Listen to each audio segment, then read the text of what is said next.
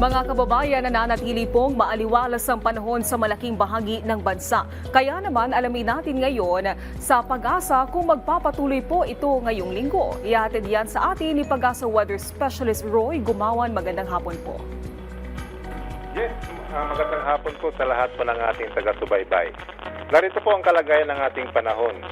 Umiiral po sa ngayon ay ang shear line na apektado po yung dulong Hilagang Luzon, habang easterlies o yung mainit po na hangin na nagmumula sa may dagat Pasipiko, na apektado naman ang silangang bahagi po ng Visayas at Mindanao.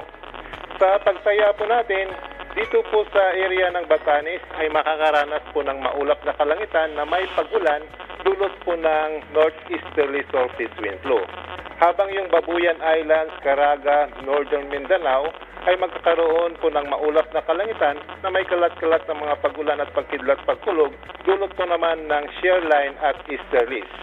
At dito po sa Metro Manila at sa nalalabing bahagi po ng ating bansa ay magkakaroon po ng bahagyang maulap hanggang sa maulap po na kalangitan na may pulo-pulong pag-ulan at pagkidlat-pagkulog.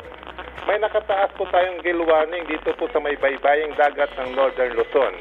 Inaabisuhan po nating mga kababayan na huwag munang pumalaot sa narasabing lugar at lalong-lalo na po yung gumagamit po ng maliliit na sasakyang pangdagat.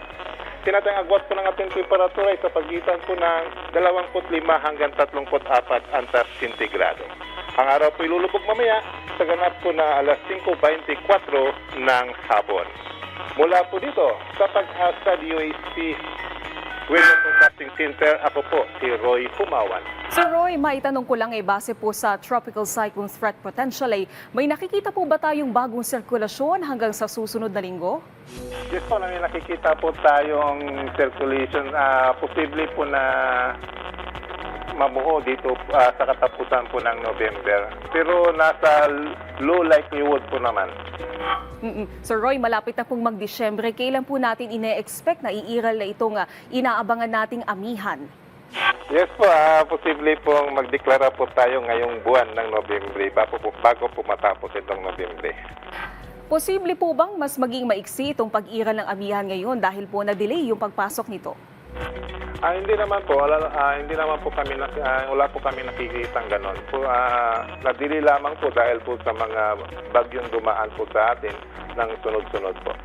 Maraming salamat po sa inyong oras, Pag-asa Weather Specialist Roy Gumawan.